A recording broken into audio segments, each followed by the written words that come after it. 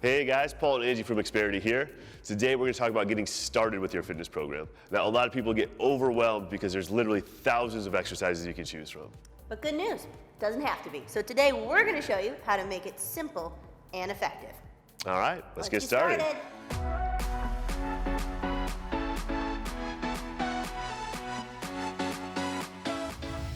All right, so when you're looking to get started, there are 4 big movements you want to focus on when designing your strength training program.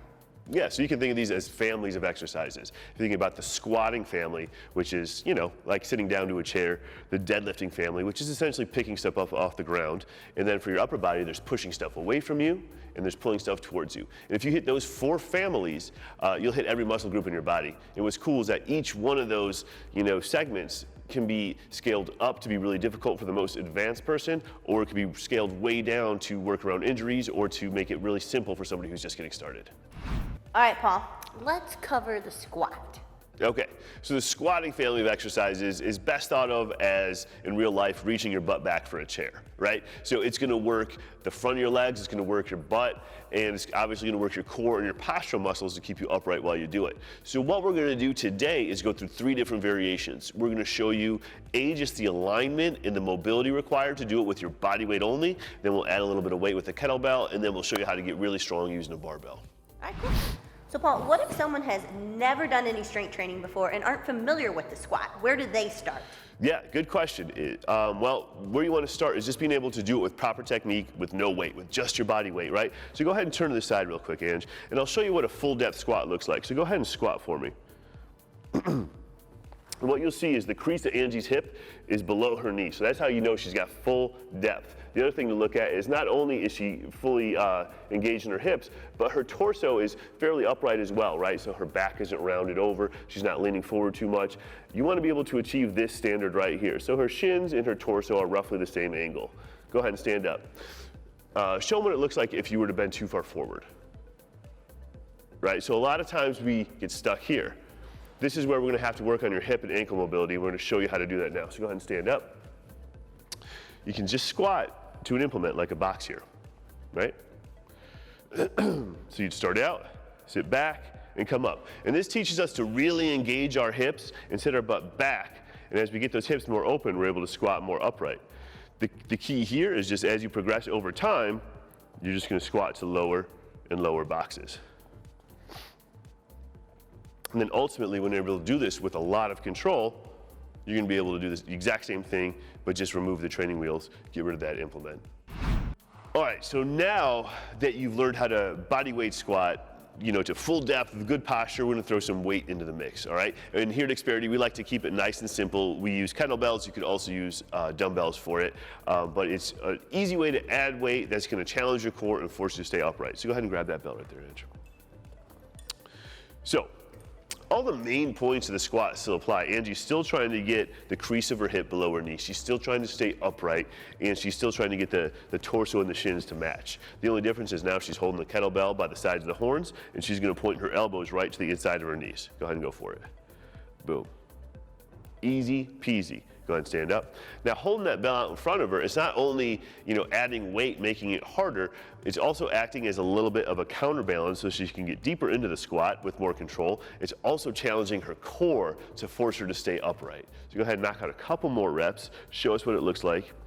And the last thing I'll point out is that at the bottom, it's the stop sign rule. Go ahead and show in real time, Angie. It's the stop sign rule. You come to a complete stop and then go. Right? So you don't have to sit down there all day long, but you don't want to bounce out of the bottom of the squat either. All right, once you've put on a pretty good amount of weight with the goblet squat and you're able to do it for 10, 15, even 20 reps, with a heavier bell, it's probably time to move on to a barbell. And we love barbells here. They're a great way to add strength, they're a great way to add muscle, and most importantly, they're a great way to incrementally get stronger because you can add little bits of weight at a time. So Angie's going to show you what's up. All the main points still apply. So Angie's still going to get up nice and tall, right? She's still going to go for that full depth. She's still going to be nice and upright. When she's holding the bar in front of her, the biggest thing is her elbows are up, right? They're pointed straight ahead. Her upper arm is parallel to the ground. Go ahead and squat, Ange. Boom. Look, looks exactly like the bodyweight squat. Looks exactly like the goblet squat. The only difference is we're holding the bar right here, and that with this bar, we're able to add more weight to the sides over time. A good goal for a lot of people, you know, long term, is to be able to squat your body weight on the front squat. If you can do that, you know you've got not only really strong legs, but really strong core and postural muscles to go with it.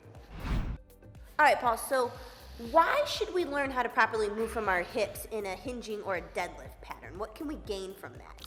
Yeah, well, let's start here. What is going to work most is your glutes, right? So your hamstrings, your glutes, and then your lower back is going to learn how to stabilize in this motion. So a lot of people who suffer from lower back pain do so because they don't move properly from their hips to begin with. So this is not only going to teach us to move properly from our hips and avoid lower back pain that way, but it's also going to bulletproof us against future lower back pain. The stronger our glutes get, the less chance we have of hurting our backs. So what we're going to do is take a couple of variations, right? We're going to start out with just our body weight, learn how to move our hips properly, and then we're going to get a little bit stronger with an easy to move or easy to use implement like a kettlebell.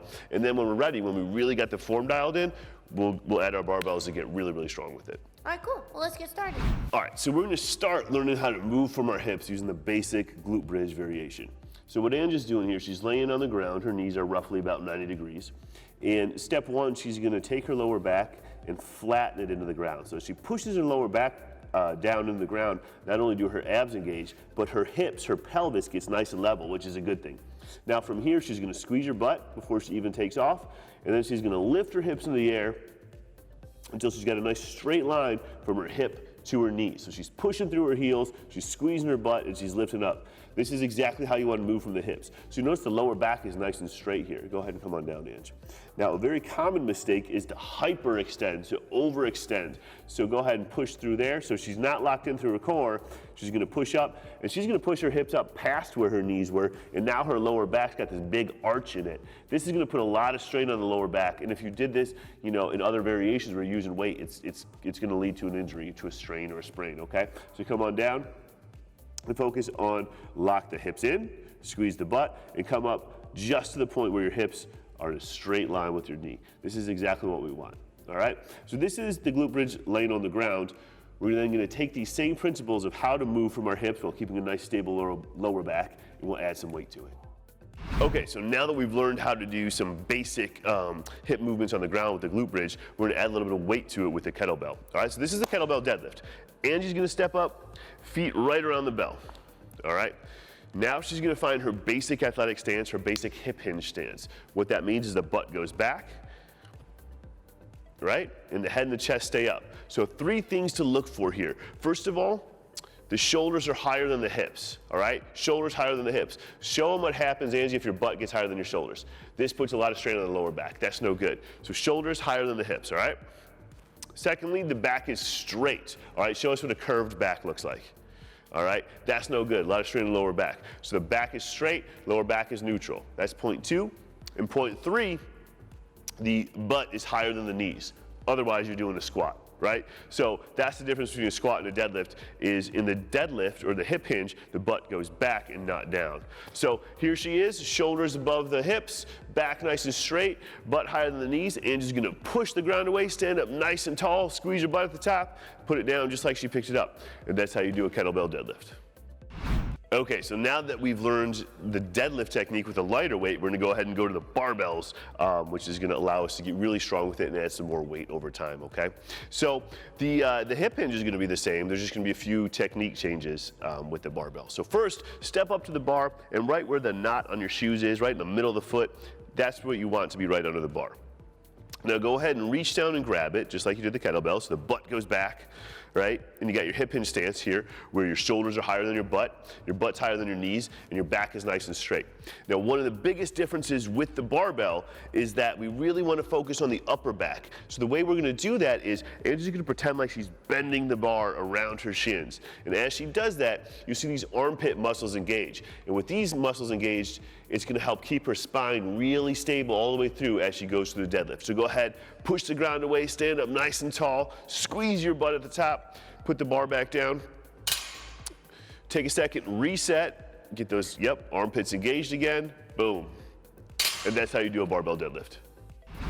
All right, Paul, can you fill us in on how to do pushing movements? Yeah, absolutely. So pushing is not only going to require the muscles of our chest, the front of our shoulders, and the back of our arm, our triceps, to push stuff away from us, but it's going to require a strong core to hold our alignment while we do it as well. So we're going to show you how to just start out with that alignment, then we'll show you how to work your body weight with the push-up, and then we'll show you how to get really strong in the bench press. All right, cool. Let's get started. All right.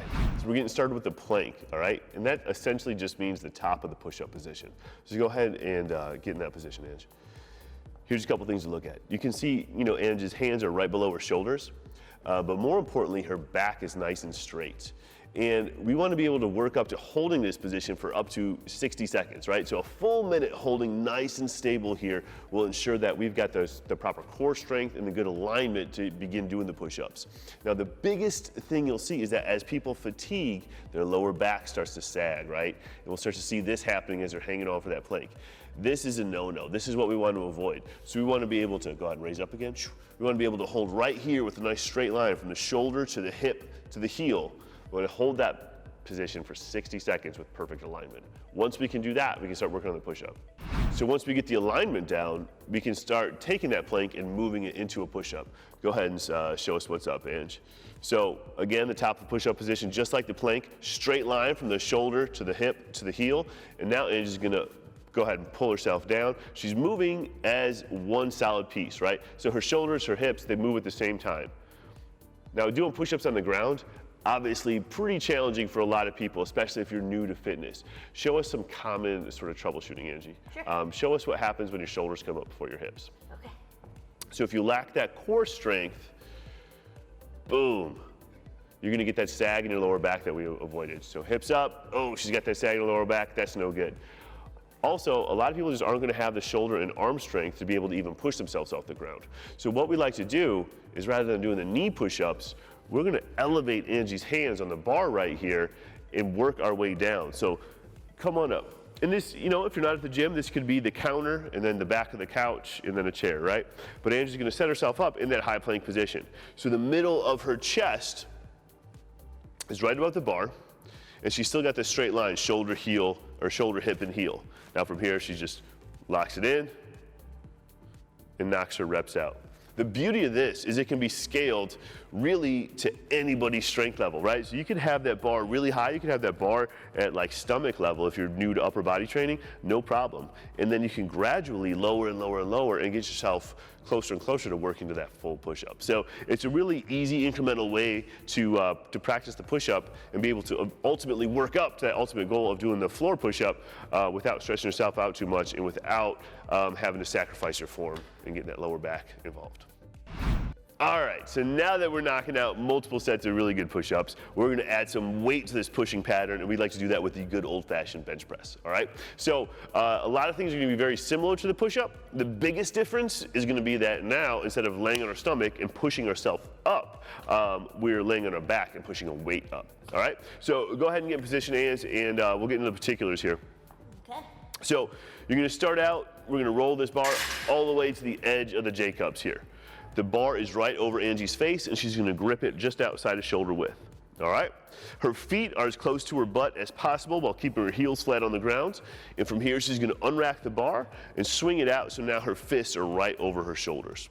From here, she's gonna pull down, guiding the bar so that at the bottom here, her fist is right over her elbow, all right? Her forearm there was perfectly perpendicular to the ground, and that's what we're looking for. The bar is gonna hit somewhere around her sternum.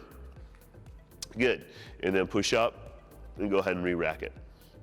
So a couple common mistakes we see are usually associated with the elbow position. So the biggest one being the chicken wings, so coming too far out. And people like to bench press right here. You'll know you're in this position if the bar is hitting close to your throat. It's gonna put a ton of strain on your shoulder, and it's just not a powerful position to push from anyway. So going the opposite direction, if you get your elbows tucked in too tight to your sides, it's gonna wreak havoc on the front of your shoulder. So go ahead and pull that down and show what that looks like. The bar is gonna come close to your face again, and the front of your shoulder is just not gonna feel good. All right, Paul, one of my favorites, pulling exercises. Tell us, why should we do pulling exercises? What are they working? Yeah, the pulling exercises are gonna work the muscles in our back, the back of our shoulders, and the front of our arms, our biceps, right? And of course, on top of that, depending on the variation, there's gonna be a big challenge to your core and your postural muscles as well. So today we're gonna talk about starting out using just bands, which is gonna allow us to really focus on those pulling muscles. And then we'll talk about using our body weight, which is gonna put a little bit more challenge on the core and the alignment aspect of it. And then we'll go from there, we'll use some outside weight, some dumbbells to get even stronger with it. All right, cool. Let's get started. Okay, so the first pulling movement we like to start with, the variation, is standing up and working with a band. The reason for that is it's gonna allow us to really focus on our alignment here. So Angie's getting nice and tight through her core, nice and tall to the top of her head, so you see her head's right over her shoulders. Then she's just gonna pull that band towards her, right? Now, as she comes in, she's gonna work on all the things you worked on before with the push-up. So the elbow's gonna be at about 45 degrees, and she's gonna end the motion right here where her shoulder's in line with her body. A big mistake with pulling movements is over-rowing. Go ahead and show what that looks like. And now that front of the shoulder shot forward, and this is not a good position for the shoulder. So she instead wants to end with a big chest, squeezing the shoulder blade to her middle of her back, and having her elbow in a good position. So go ahead and just show them a few more good reps. The whole time she's doing it, she's not shooting her head forward, she's not extending her back too much, but a nice column from her ear to her shoulder to her hip stays nice and tight as she rows. So now the next level we like to use is the TRX, right? And what this does is this forces Angie to support some of her own body weight in the rowing position. So from here, you still want to focus on that plank, right? So from heel to hip to shoulder to ear is one nice straight line. And more importantly, she needs to stay in that straight line as she goes through the row. So she's going to initiate by pinching her shoulder blades together and drawing those elbows back, finishing up nice and strong and coming back down.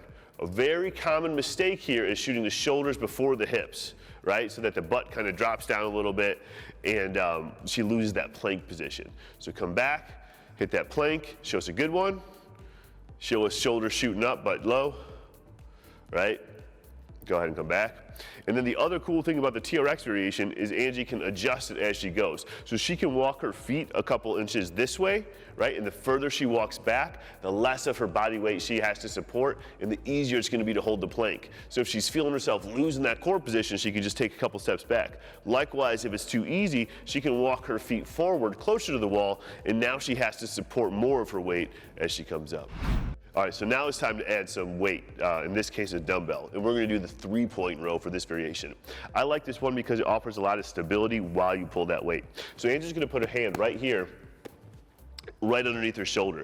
And what that does is she pushes that hand into the bench, which allows her to lock her shoulders into place, get a nice long neck, and really support that pulling motion. Her knee is right under her hip, and her other leg is on the ground.